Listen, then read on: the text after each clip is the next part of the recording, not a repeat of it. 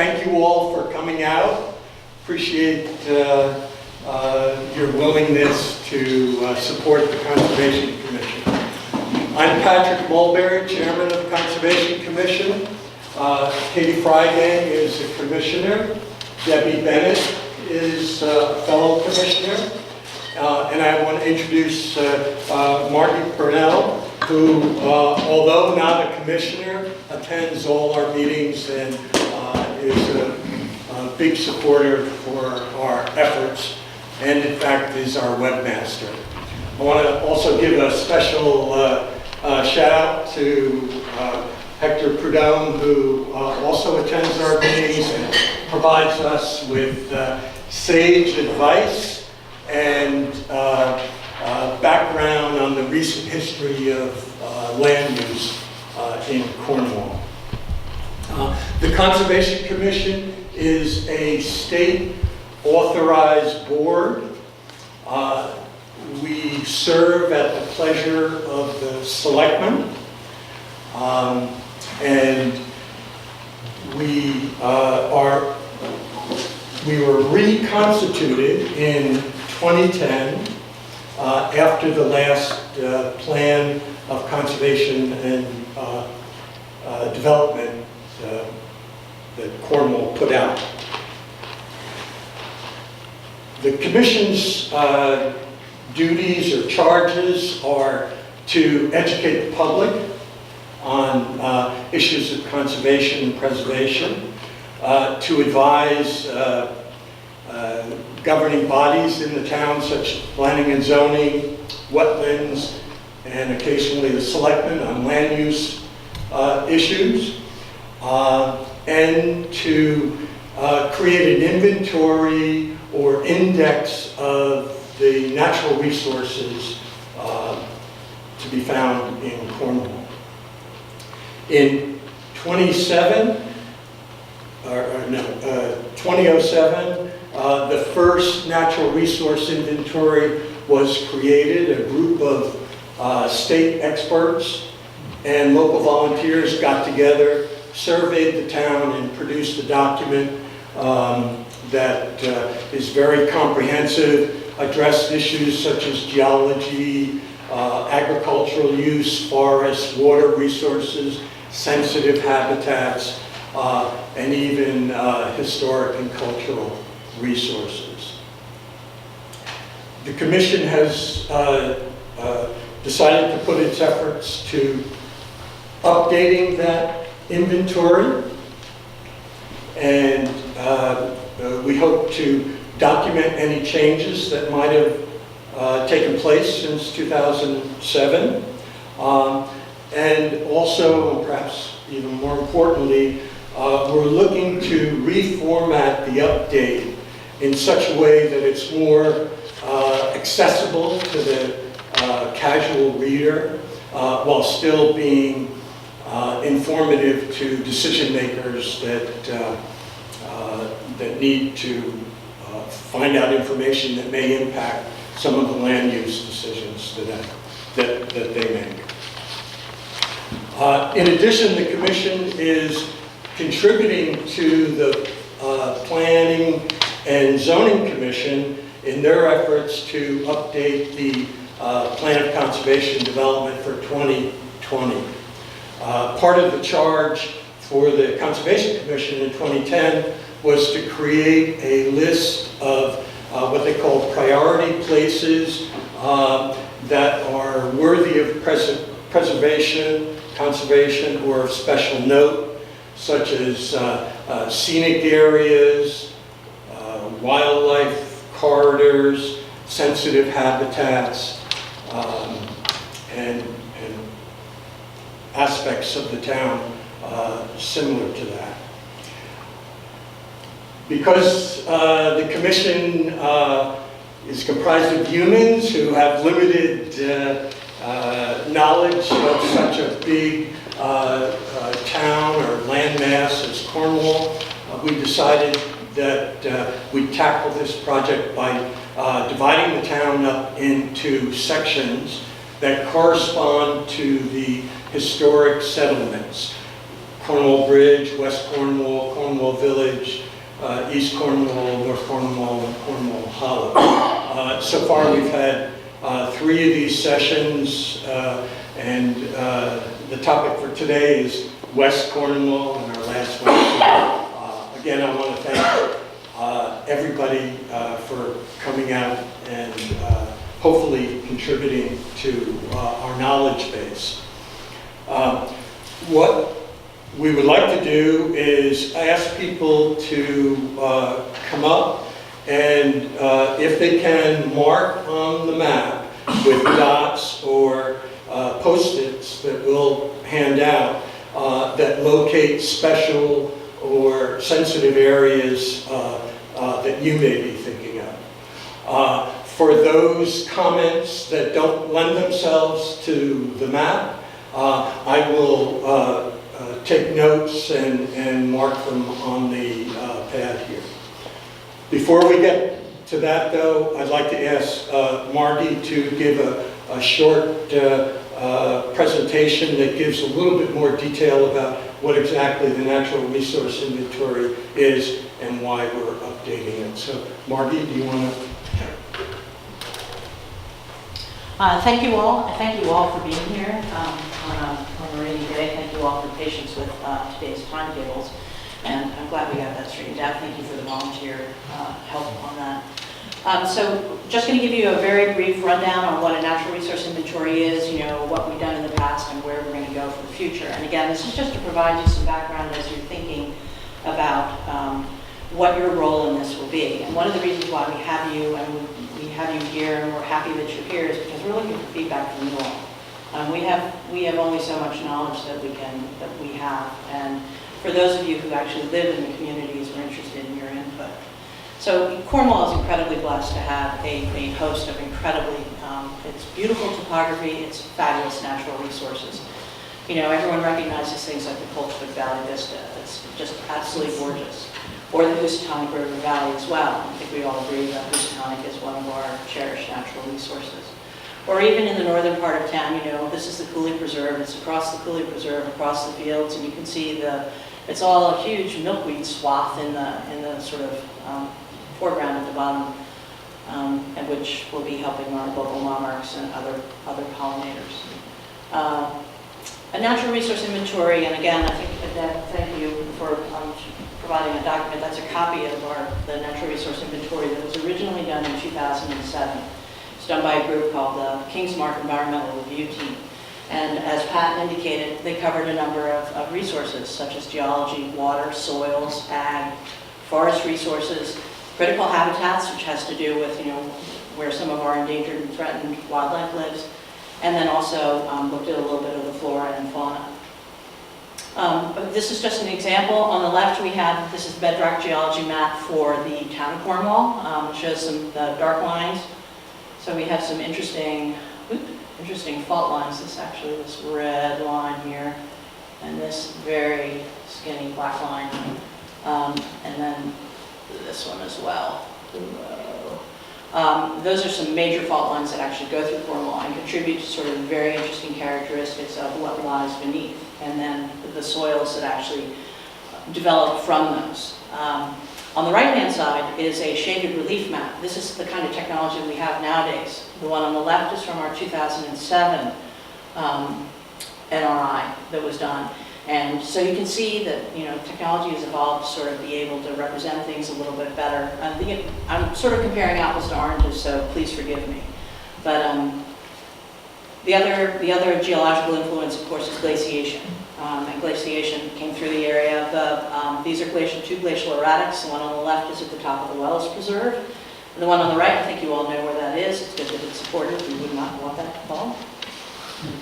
Water resources. We have a host of rivers, streams, small water courses, seeps, etc., that are throughout town. Some of which we know about, some of which maybe we don't. We have a host of different kinds of wetlands. We have an emergent swamp on the left, and then on the right is a more boggy area. And the left is from the Wells Preserve. The right is from, I believe that's the Rattlesnake Preserve. These are the sub-watersheds for Cornwall. You can see that our largest one, most everything flows into the Housatonic River, which is right over here on our western boundary.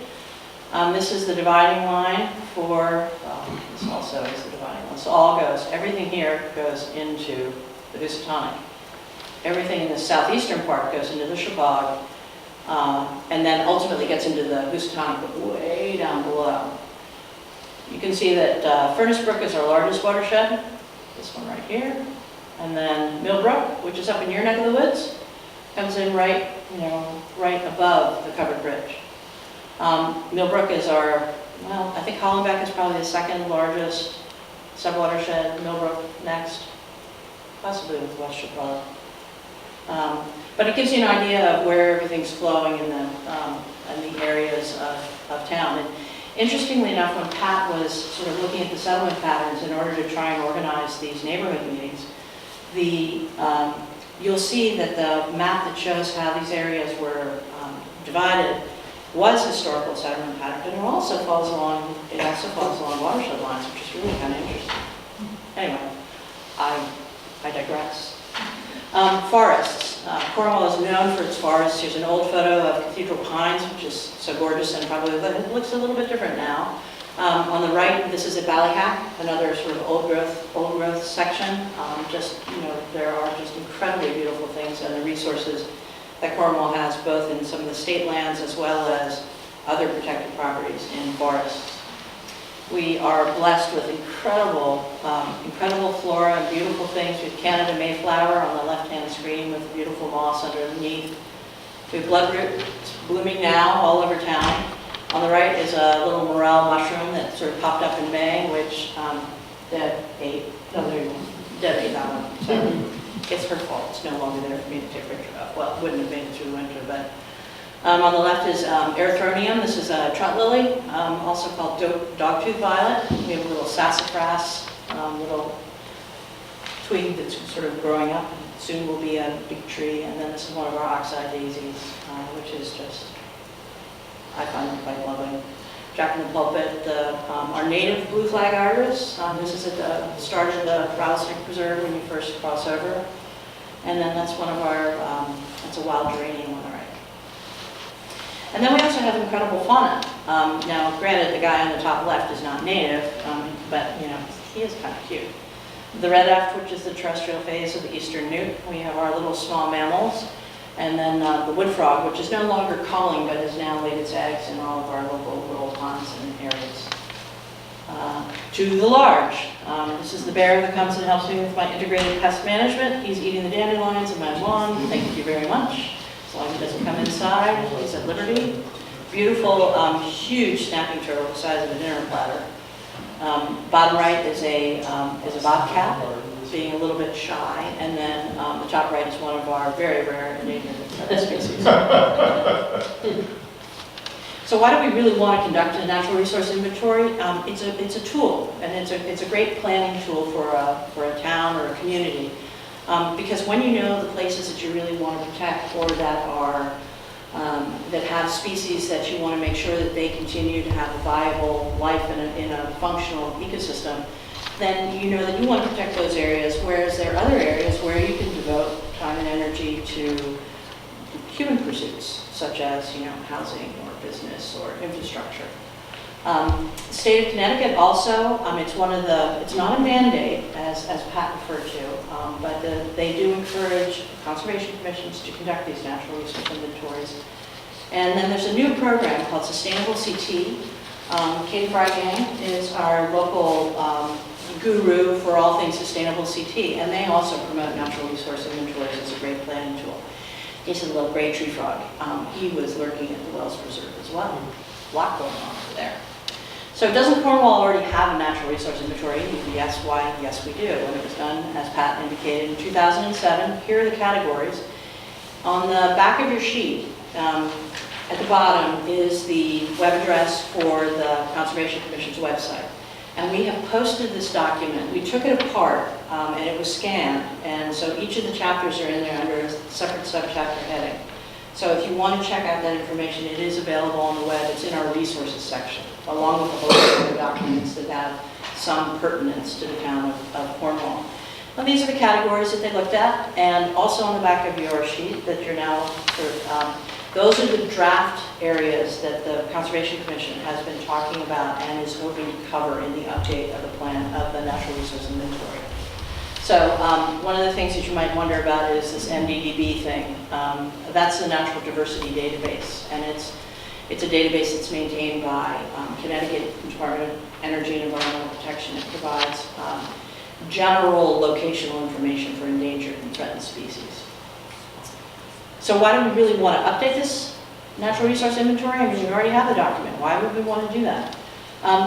We have an opportunity to enhance and continue to refine those categories. We also sometimes there's some things that we might want to add to it. You know, that first one was a really great foundation.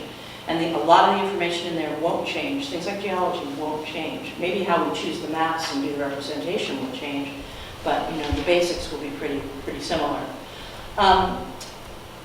We want to be able to take advantage of improved technology. I mean, you saw those two geology, you know, sort of those overviews of the town, and you know, one was pretty cursory and basic, and the other one was a little bit more helpful in terms of the information that it's trying to convey. So we are able to do that. We're able to take advantage of those maps. We are able to take advantage of higher resolution mapping that gives us better and more precise locational information. And that has continued to evolve. So since 2007, it's a whole new world out there. So we'll be able to do you know, a more precise job in the work that we do and how we actually display the information to people at Cornwall or anybody else who's interested. And here's where you all come in, to take advantage of local knowledge. As we said, you know, there are things that we're not going to be able to get, either because we don't know it or because, you know, it's at a resolution where, you know, the overhead flyovers that they're doing and the way they interpret some of that data, you know, that's a very coarse-grained look at towns. And you all are the ones that know your neighborhood the best. So you all know West Cornwall. So if you have information about the things that you love and you cherish in your area, in your neck of the woods of Cornwall, we want to hear about that so that we can potentially incorporate that as is appropriate into the natural resource inventory. And then the last thing, and Pat touched on this as well, is to enhance the accessibility of it. So we're hoping for we're going to be doing a print document, and we think the process is going to take about 2 years from start to finish, and we're sort of at the start. And then we're also going to be putting it on the web, probably on the CCC, on the Conservation Commission website, in a manner that will be a little easier for navigation and to link to other things. So it should be, you know, we're hoping that it's going to be more accessible sort of to the public in general, rather than the actual natural resource inventory document is a little dry right now. I mean, the information is great, but it's a little dry. These are the neighborhoods. So you guys are last but not least of the other sections of town. We have had the conversations. It's been really interesting. They've been different, right? They have been, yeah. They have been different. So we're looking forward to hearing what West Cornwall has to say. And so this is what you can do to help. You're here at the meetings. We thank you very much for being here and for taking the time out. You can help get the message out to your neighbors. You're going to kill me. We're still working on getting the survey up on the site. But again, you know, this is a 2-year process. I think we'll probably set a deadline for when comments can be received. But you know, the first step is really to have the discussion with the people who are in these neighborhoods and talk to them. We will have a mechanism for additional comments. You can also email us. Our email address is on the sheet as well. And so we encourage you to provide your local knowledge to us. We also encourage you to provide, if you want, photos as well, because, you know, and we will get photo credits, of course, but, you know, again, to make it a more, you know, attractive, interactive kind of a document. So thank you. That's the intro, and then Pat. Can I just add one thing? Absolutely. Yeah, I'm part of calling people to say, please come to this, and we get maybe about 1 in 5. So there are plenty of people that would love to come, but that can't for the wrong hour, whatever reason. If you bump into someone and they say how to go, can you say to them, please participate by sending an email to us with your opinion, so that we are getting as much of the town opinion into our pot that we're stirring here as we can. So please talk it up that people can participate at other times than this. Yeah, thank you. Here, here. I turn it back over to you. Okay. All right, so let's open it up to you folks. Does anyone want to start with a comment or be interested in coming up to the map and pointing out a specific area?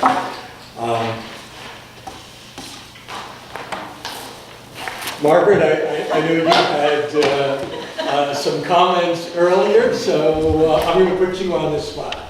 Well, I'm not sure if it actually, when you were talking about the watersheds and Millbrook especially, I think at the base of 125 and 128, on the right-hand side, so I'm assuming that's part of the watershed, it's sort of been choked with Phragmites, you know, those big, tall. And then to the left is another pond, and I'm not sure whose land all that is. Like Peter he mows it once. And then that is choked with that yellow iris. So I'm wondering if part of the mission of you guys is also documenting the invasive. Yeah, I'm sorry I didn't mention that, but if there are concerns or issues that you feel are problems, we'd like to hear about them as well as those unique scenic special areas. So what you're talking about is just cleanup of I don't know. I don't know waterways. if that's, I always wonder, is that something the road crew can't really keep track of? The other thing I'm thinking about is the Japanese knotweed. You'll see that sort of taking over, and that has an impact on our natural flora and fauna. It affects the Right. animals that live within those. Right. Right. So let's say maintenance of water resources Invasive. and invasives. And I'd like to address that for a second. There is an initiative underfoot to start the invasive mapping of the Housatonic River with that Japanese knotweed. Phragmites hasn't been tackled and other things have not been tackled as a way of mapping yet, but there's a great awareness of it, hoping to increase it because I share your concern as a West Cornwall resident. Hopefully the municipal staff will be educated what to do with the roadside invasives, and we'll just go from there. The more we hear about this, the more we have impetus to move that forward, so thank you. I have a question about milkweed and the official status. Is it an actual endangered species or just protected? No, milkweed is not. It is the host plant for the larval form of Correct. monarch butterflies, which, as you know, have been suffering a steep decline, as well as other larger insect efforts populations have been To suffering. educate people about that importance, because I have There neighbors are. who just cut it down, and we've talked to them and actually supplied them with literature, and they continue to do so, which is very frustrating. It's part of the natural habitat. Okay, I'll say educate the Please. public on beneficial. What's already here, Yeah. not putting in Pollinators. native, or non-native species and cutting down what's already here.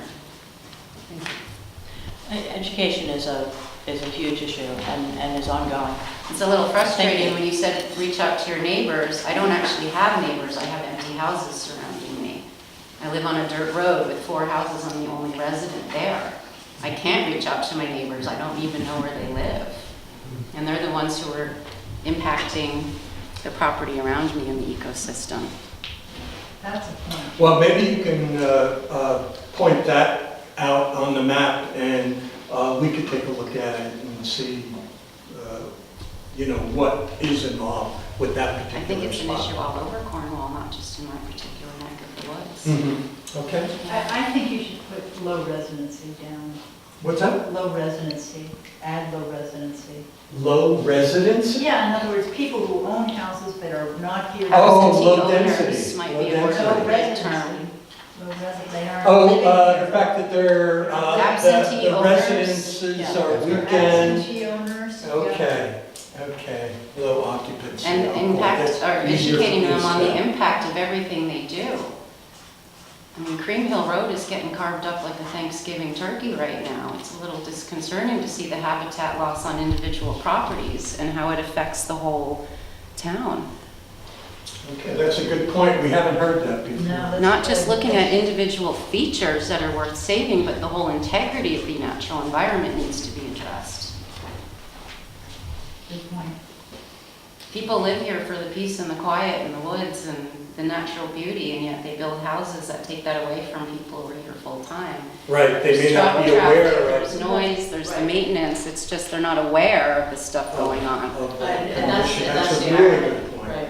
Well, I think also there's this thing about great expanses of lawns, just green lawns, eradicated from any kind of what people consider weeds, which are actually essential to the habitat of insects and other things. And to perhaps, educate people how maybe a meadow might be more beneficial to them. It is more environmental because it doesn't require constant mowing the lawn. I mean, I remember Margaret telling me they really wanted to move away from a neighborhood where they felt like during the week the lawnmowers were going constantly blowers. because all these homes have maintenance going on constantly.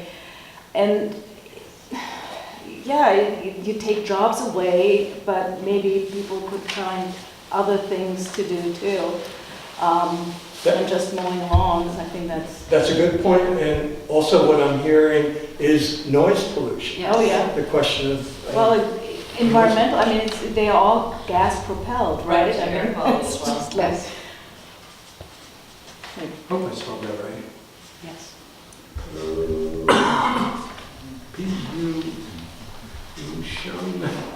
Some communities Sorry are for starting to spelling. say, it's got to be electric motors, no more gas powered. And I forget what community is starting that, but they're forbidding the use of gas powered maintenance things. Yeah. Sorry, Bruce. That's what it's coming anyway. I never use gas powered I units. know.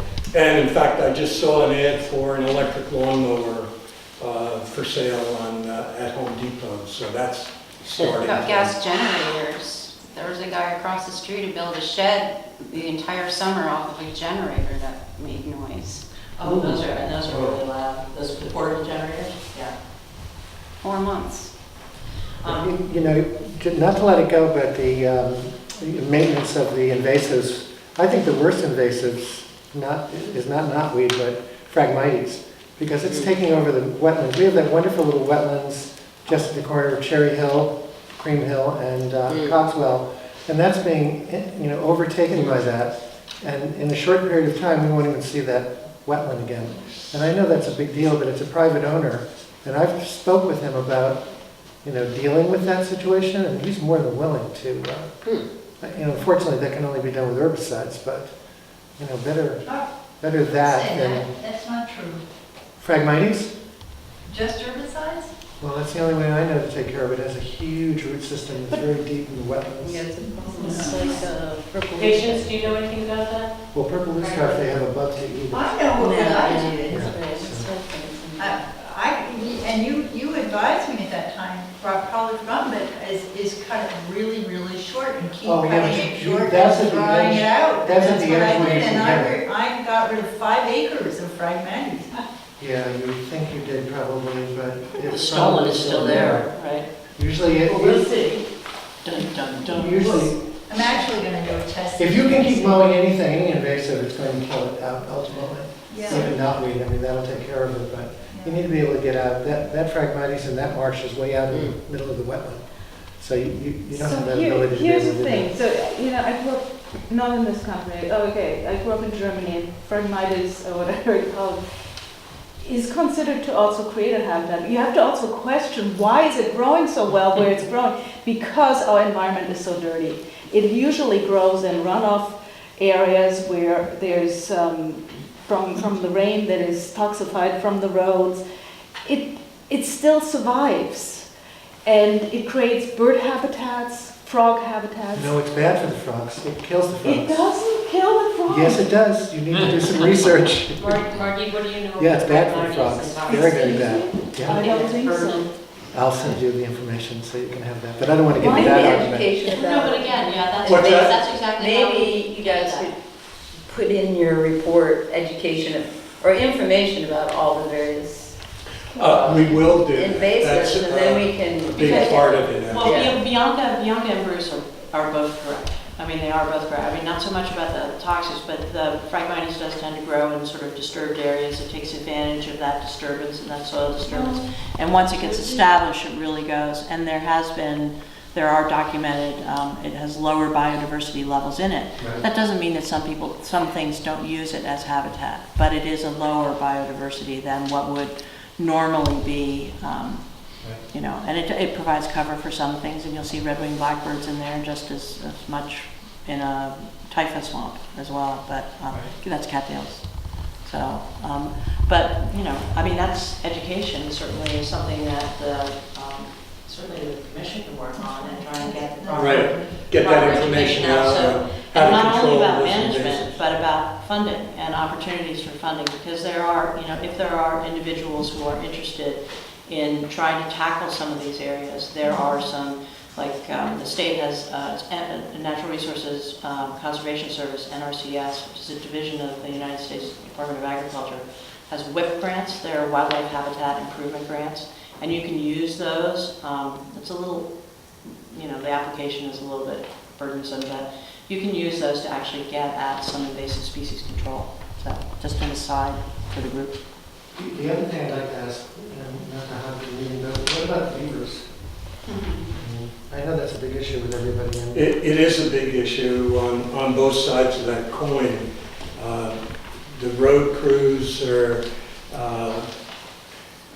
pretty troubled by the floods that occur, yet they do create another kind of, even though it may be a created environment, it is a natural environment. And I know at Rattlesnake, they are under Rattlesnake Preserve, they are undertaking an effort to provide a workaround so that the dam doesn't flood the road. And I forget what they call that. It's a Beaver deceiver, yeah. beaver deceiver, yes. It controls the water level. And on Tuesday, the guys are coming to do it. Oh, good.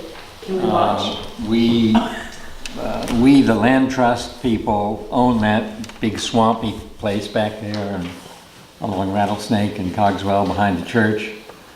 And there are two plans for it. One is to control the water level so it doesn't go under Rattlesnake Road.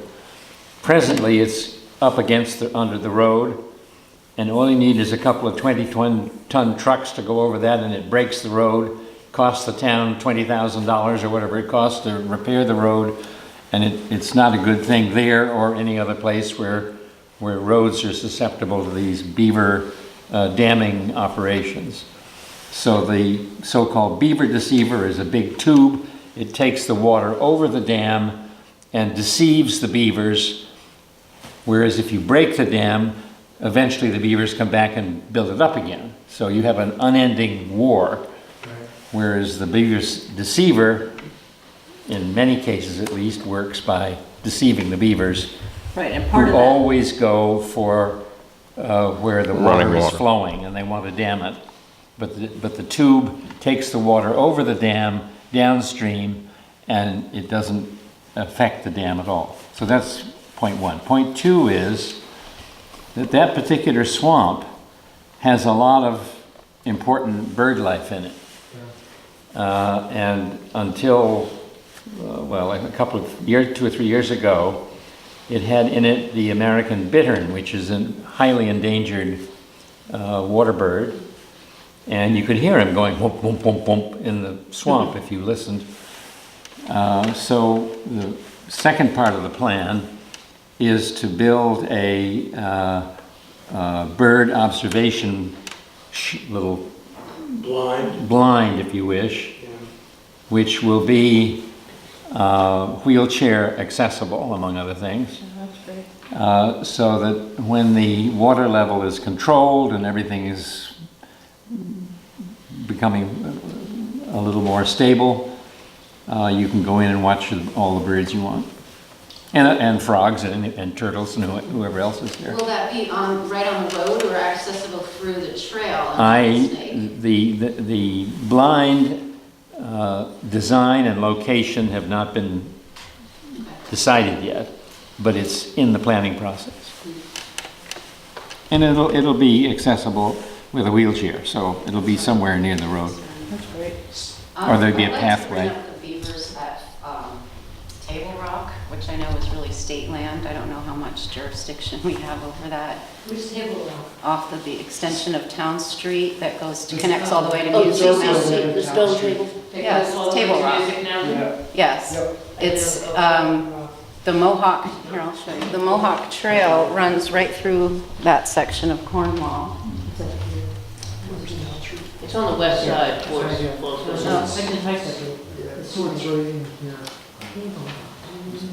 The blue trail runs right through, there's a trailhead for people to park there, and there's a little bridge that was built by the CCC, and it got damaged last summer.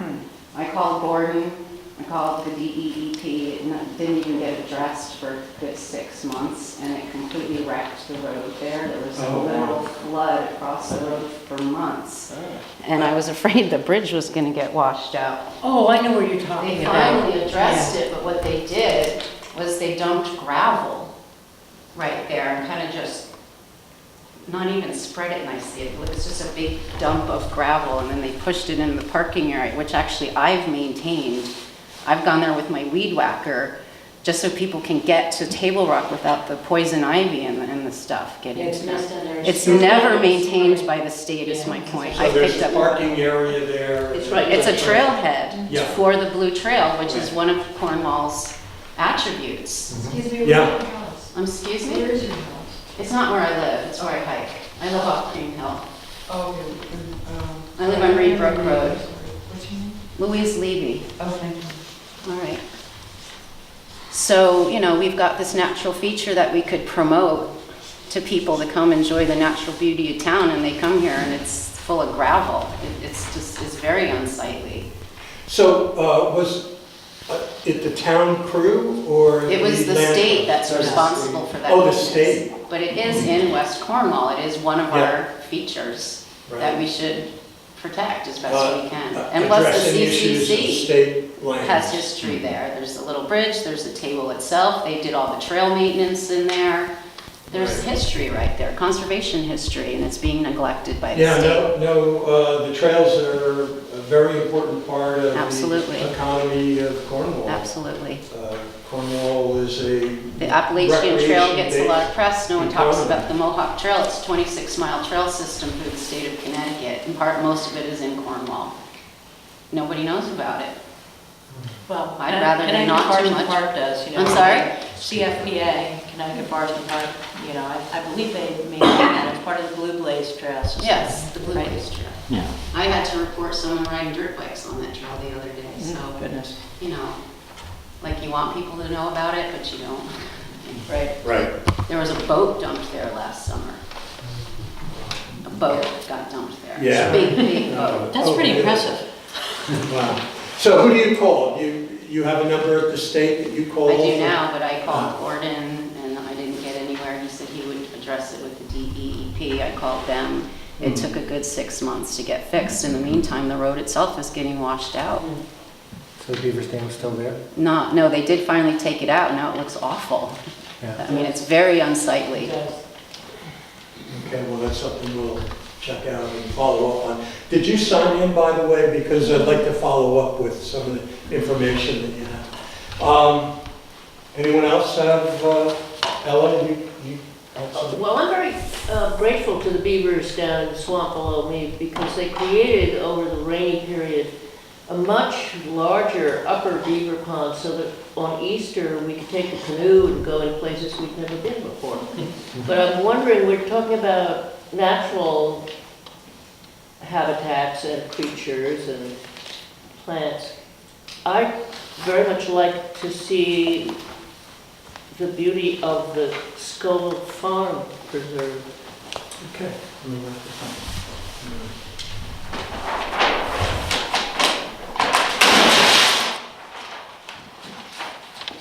Maybe that's already in the works. Well, no, that's part of the cultural gifts that the town has. Right, it's part of also the whole pastoral sense of town, you know, that interplay between forest and farm.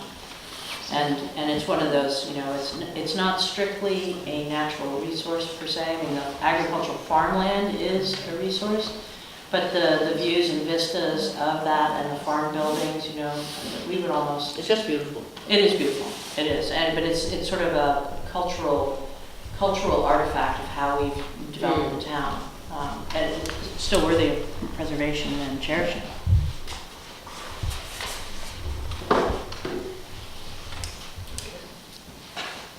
Vern? Just curious about the latest about the level of toxicity in Housatonic. Is it safe for canoeing, boating, or sort of Can you drink it tubing?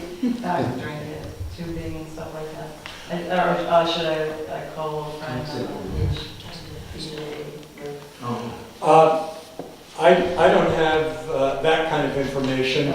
I'll check with the River Commission. But it's an important issue that we would like to address, the health of the Housatonic River. So that's one of the topics that we'd like to.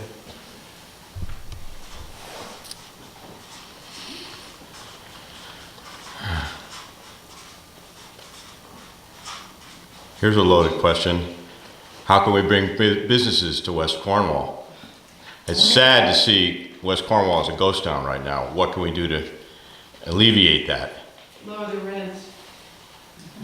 Well, Okay, well, obviously this is a big topic with the sewer. Priscilla, are you raising your hand? I was raising my hand. I'm just going to say that HVA has done a wonderful job at the Bend, and there's going to be a ribbon cutting a little later this spring that everyone should be aware of. And David Hurlbut has what do you call it? I want to call it a scone. That's not right. That flying camera. drone. Sorry. And he's just recently taken some wonderful photos over the covered bridge. I'm going to ask him to send them to your email. Oh, that would be great. Because they are That'd really be, quite lovely. terrific. And to pile on to the bad news that you're saying, Richard, is true, but there are several buildings currently for sale in West Cornwall. And the good news is there's commercial interest in a couple of them. I'm not at liberty to say what yet, but I think that within a month we may have some good news there. And but we have to really push the beauty of the natural resources of this area, because that exists now, and I think it will only help the commercial end. Yeah, I believe that what brings people to Cornwall, besides its great people itself already here, is the natural environment. Our prosperity is related to maintaining how beautiful Cornwall And is. the covered bridge. I mean, people drive hours to see a real covered bridge that's still in operation.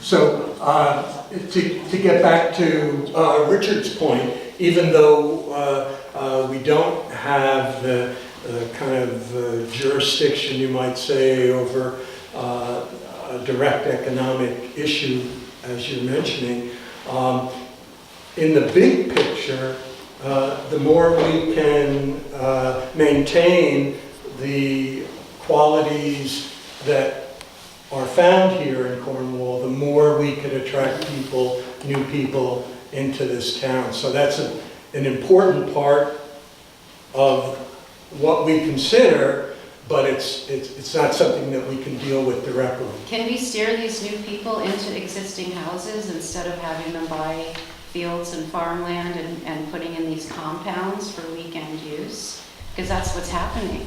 My parents' house has been on the market for an entire year, and we've had 2 people look at it, and we are surrounded by building projects. And they're not just little houses, they are compounds with art studios and guest houses and pool houses. And there's no, what about sightline preservation? They're gonna build next to us, well, do it in a way that we don't see you coming and going. You know, put in a stand of trees to block your building. Landscape buffers. Yeah. Protecting ridge lines. Protect the very thing that they love about town, about Cornwall. Exactly. Like they're loving Cornwall to death by wanting a piece of it and then building on it. Right. I said, my house has been on the market for a year, and it's a nice house. Yeah. It's on a private dirt road, and people come down it and they say, oh, we want more privacy, because now we're surrounded by houses. And the other issue I just want to bring up is light pollution. If we could encourage people to turn their lights off at night. I used to live in Arizona near Flagstaff, and they promote themselves as a dark sky city. And they encourage people to put hoods on their floodlights and just turn their lights off at night. Again, I'm surrounded by empty houses that are lit up all night long. They shine their lights into my bedroom window. I can't even enjoy the sky. Well, we need legislation. Right. In Well, town, We need to- awareness. Well, Some no, of I these don't zoning. think There's so many laws. voluntary. I think it should We be- need awareness. People just need to know about these things. Well, I You would- want to pass legislation all day, but people still won't comply. Washington passed legislation. Well, that's exactly, I mean, so there are towns in Connecticut that actually incorporated that language into their zoning regulations. Let's do So it. that when you develop, or even when you retrofit something, and it's not to prohibit it entirely, it's just to manage it in a manner that is Right. going to, I mean, I have floodlights all over my house, and when I Right. take my dog out at night, I turn them all on, so I don't run into a bear. Right. But when I come in, I turn them off. What you're saying is just highlighted in one of the 3 magazines around, and there's a good article, and it showed a map with the light pollution Yeah. from the New York side as far over as, I think, the airport. But it showed that in Cornwall, it was, it didn't have a good explanation, but it did show color here that I was shocked. That's the ski area probably. Yes, yes. I was Well, shocked. Here in the- Torrington. And the Yes, elderly housing is like, yes. Right. the elderly housing in Cornwall Village is lit up, All the Cornwall time. Ridge. Cornwall Ridge, Right. all night long. It's Yeah. like a highway there. It's We're really still being ahead dealt of the with. cities. What is it? We're still way ahead of. Now, the Plan of Conservation and Development, all the various committees are working on this right now. Maybe if you said something to Planning and Zoning, Dave Colbert is the chairman, Nick, send him a note and say, is this being addressed, or talk to him. Well, there should be some sort of rule in West Cornwall that if a business is a business, it stays a business. Too many places are getting turned into residencies, and that's wrong. Planning and Zoning, I think. So-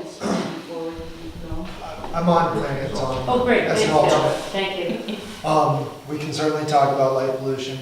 We are certainly looking at West Cornwall and discussing businesses, not just in West Cornwall, Cornwall Bridge also. We know there's discussions that need to happen around that. We just finished a very lengthy process, which has been going on since I joined, like a little less than a year ago, on farming regulations, which finally got passed. We already have some tweaks we want to make to it. So, you know, we are looking at a lot of this stuff. The more that we hear about it, that we get information about it, the better. Certainly, you know, then there's a whole process where it goes to public opinion and, you know, all that stuff. So we can certainly look at that. We just, you know, and we are currently, our biggest effort right now that we're working on also is the 10-year plan, which comes out probably next year-ish, 2000-ish. And There's several subcommittees working on that, and that's taking a lot of our effort, but that sort of Lots of sets the committees, lots stage. of That's, talk, let's get some things that done. sets the Come on. stage of what. We just talk to people and say, turn your lights off. Yep. You know, that's, I mean, it's But great there that is- you're doing this, but we can do this but the- without the committees. Like, all we do in Cornwall is have committees. We have been dealing with the septic issue in West Cornwall for the 30 years my family has been here. 30 years this has been an issue. That is why West Cornwall is empty, because you can't flush the toilets there. Who is going to move into a town where you can't flush the toilet? That has to be addressed. I'm installing compostable toilets. I'm all for that. You would I knew a install- guy in Lakeville who had a compostable system. The real estate agent made him take it out when he sold the house. Everyone wants to be hooked up to a septic. Real estate agent couldn't make it. Yes, they couldn't sell the house otherwise, man. Yes, That house was on the market until that septic was hooked We up. are working on a septic system. Yes. 30 years, let's go. Well, in the My last house 2 years, is we've made a lot of is progress. losing its property value because this town is empty of business. I totally agree, and it would go a long ways to saving our natural resources to make the buildings in West Cornwall more inhabitable so that people can live in town rather than building new houses out in Yes, the natural Yes. resource area. I don't know if it's within your venue, it hasn't been brought up. Back in the 1970s, I believe it was, we had a shot at turning rails into trails, and the town was not ready for it at the time when we let it pass by, unfortunately. The railroad has restarted, and I'm wondering if it's something we could put forward, that if the opportunity ever came up again, we could try to recapture that land and turn it into a trail. which can would we be- maybe get some of the truck traffic off the roads though? Because we Well- have trails in town. Yeah, let's address We that. have a rail though. trail over in Millerton. I mean, it's a great idea, but let's look at the impact of less freight. I Okay, mean, so that's there- We more. really need to bring a train back to West Cornwall. When I was a Absolutely. child, there used to be, every Friday night, you go down to West Cornwall, and there'd be moms picking up their husbands from Manhattan. You could take the train to Canaan and go And grocery it's shopping and come environmentally back. friendly too. I don't know why there's so much of resistance toward it.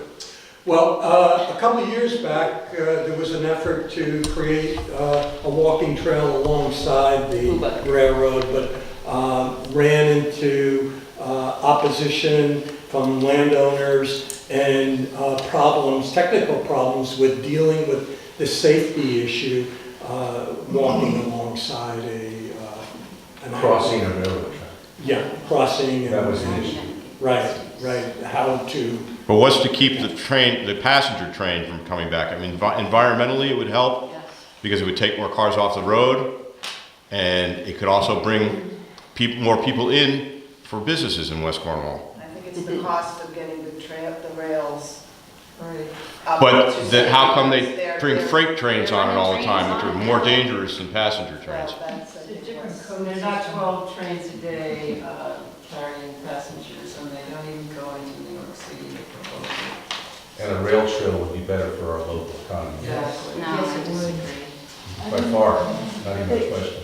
Well, one of the interesting, Already building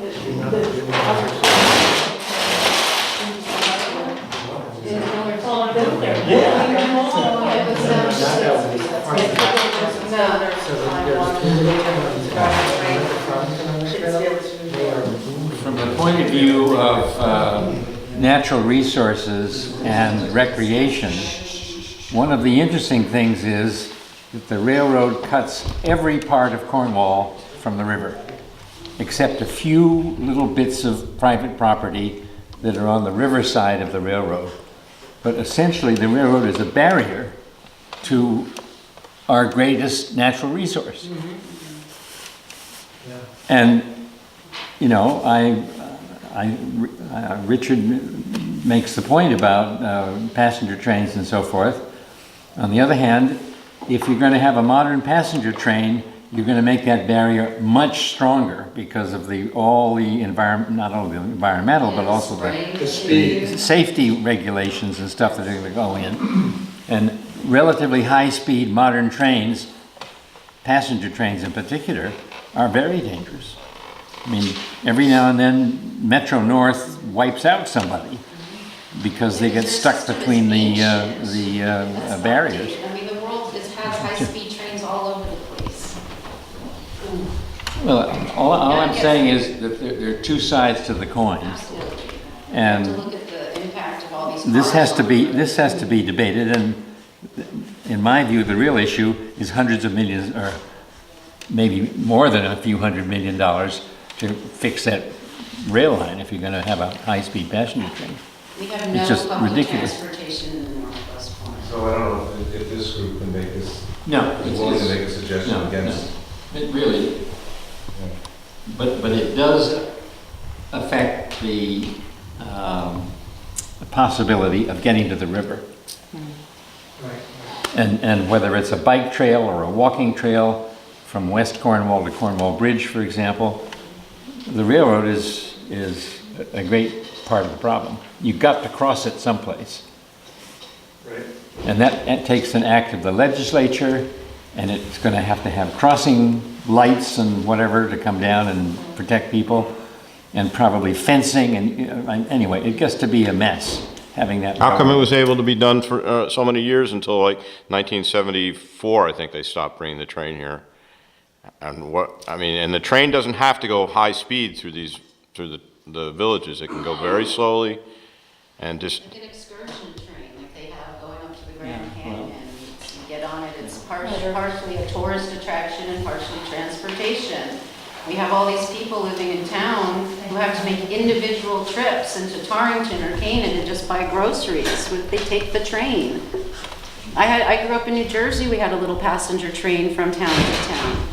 The kids in Far Hills came to Bernardsville by train to go to school. No school buses to worry about, no individual cars to worry about. So there are pros and cons to both sides of this. We have zero public transportation here, and it impacts the environment. It does, yes. And to answer your question, Ian, we're going to take everything that we hear and just put it into some kind of format and eventually present it to the selectmen. So we'll ferret out the issues that relate to what the Conservation Commission is doing, but turn over what everybody has been saying in almost every one of these meetings. They've been talking about a lot of other issues that the selectmen will want to hear, so that will definitely get through to them. But yes, we're focused on the natural resource issues. So, Hunt? I had a question.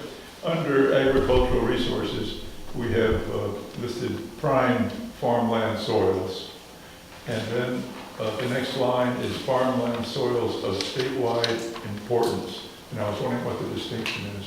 Margie, maybe you could answer that. Well, the distinction is that the soils are grouped, and I believe, again, that was a NRC, the Natural Resource Conservation Service, part of USDA. Some soils are more equipped to produce various kinds of, wonderful agricultural products. So they do distinguish between prime farmland soils, soils of state importance, and then there's also soils of local importance, which Cornwall does have. So it's prime farmland is sort of the most choice, shall we say, and then but all three of those categories are soils which are great for farming, and Matter of terminology. yes, it sort of well, it's a matter of it is. It's a sort of prioritization of the quality of the soils for what usually the agricultural products are. And again, the interesting thing is that some of the primest of all the prime soils in Cornwall we're sitting on right now, right under this town. River Valley. So some of those issues aren't going to be resolved in this kind of. Well, but again, the mapping will be the mapping, and the thing that will be interesting to look at will be, are we using those prime soils or some of the other categories of agricultural soils? Are they being used for ag, or have they gone to development? Are property, have homes been developed on those? There are some that are in, some that are in forest, and sometimes you want to keep that forest there, and sometimes maybe you want to open some of that forest up so that you have other types of agriculture or other kinds of products. And again, it's that balance, and for the natural resource inventory, we're sort of looking at that from time to time just to see, where Cornwall's going, where it wants to go in the future. Does that help? I just wanted to mention that the lecture that happened next door, presented by the Cornwall Historical Society, some of you were there, they did mention that the future of towns like Cornwall, what do they call the non-metropolitan towns, which are all losing young populations. This is not just local, this is over in Europe, he was saying. And he sees that farming and agriculture might be a way for the economic vitality of this area to kind of get respurred. It might be through a bike trail, it might be through niche agricultural products like hops growing or marijuana production or whatever it might be. Maybe a particular vineyard, that type, but he said that might be a positive thing for our future. Yeah, so back to Hunt's question about the prime ag land, it's great that we can look at that and preserve it, or at least know about it. And this is where this area is great growing soil. right. So it's not just straight agriculture, but it's kind of tourism agriculture. Tourism, Dairy business, getting people here to make a living with what we have here. Well, but it could be. I mean, so part of this whole discussion is, how do we go about leveraging what we have? Because, Cornwall has a lot of things. The natural resources that we have here are incredible, and to be able to leverage those to allow for certainly our quality of life, but the quality of life for other people that might want to come into this community. Now that technology has allowed some people to work at home, we have, there's an inordinate number of people who actually work out of their homes. And being able to take advantage of that, enhance where we need to enhance so that Cornwall is seen as a place where people can take advantage of this incredible beauty while still, having a good paying, livable job. Yeah, that's something that we haven't talked about, is the home office use, which Well, the bottom line is fiber optics. We got to get fiber optics in this area. having a technology available so that people can. Fiber optics. I want to mention Lime Rock also as an issue that affects the town. The noise pollution comes right up the valley. I can hear that track from inside my house. Really? Yes. Wow. It was really, really loud yesterday. And thank goodness Sundays are still quiet, but they're fighting that. And whenever you bring it up in a public forum, they jump down your throat because it's good for the economy. Well, it's taking away, I think, from the integrity of the rural environment here. Who wants to come and hike on the Appalachian Trail and hear a racetrack? Not to mention the environmental impact of cars racing around in a circle endlessly. Right, and there's a lot of resistance to the Sunday. But that impacts us. racing. I don't want to hear that track. There's no benefit to living where I do except the peace and the quiet. For me personally, noise is a big issue. It's not just the racetrack. Someone could come in here right now and put in a shooting range. And We do have that. We have that We do have people who shoot. at the lake, yeah. But a commercial shooting range. Yeah. So I think noise regulations are. That's a big concern. It's part of why people love to live here because it's The peace and quiet. quiet. The peace and quiet. Rob, do you have any issues that you want to mention? Anything that's on your mind? I'm still getting my feet on the ground with the community. So it's certainly nice to hear all this. And as a newcomer, I certainly respect and agree with a lot of what I'm hearing. I'm just curious, what brought you to Cornwall? We're all curious. Yeah. I mean, what's it, Many of beauty all of the things that you guys are talking about? promoting and defending and arguing about a little bit. Yeah. I could have selected any of the communities and I chose this one. for all of the things you're trying to protect. But in terms of participating in what I think should be added on to or saved, I'm not quite there yet. I'm still in the learning phase. Okay, good. Well, thanks for your Sure. input. Ellen, did you have something?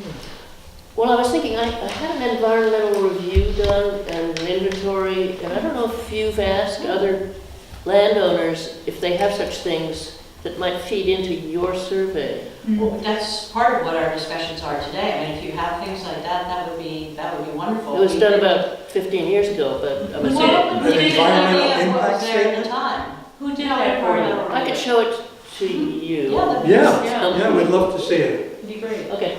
Thank you. And usually those impact statements are made relative to I don't know if mine is formally an impact statement. It was done by, just an analysis of your property. yeah, it's a good, geological flora fauna. Well, that would be, Yeah, it's very a helpful. small Almost piece. like a baseline review of what you have, which is Yeah. great.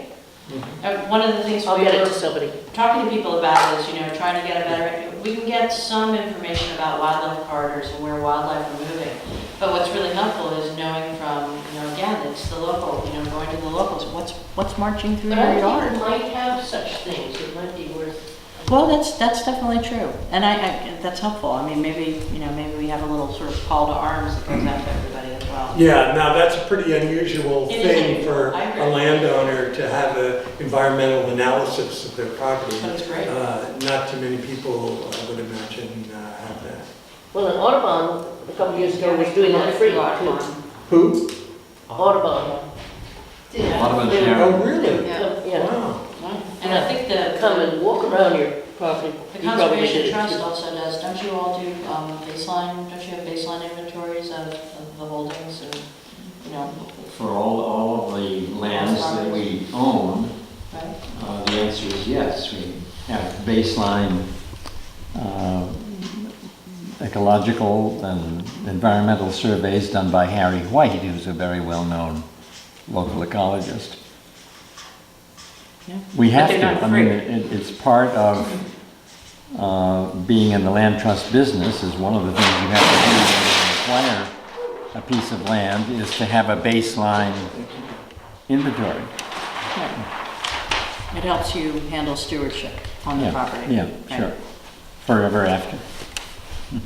Are we gonna put our stickers somewhere? What's that? Come on. We were gonna be doing stickers. Yeah, if you have a spot you want to identify, please, Well, I please didn't do. want to interrupt. Priscilla, do you have something from the perspective Cornwall, of a select person, real estate?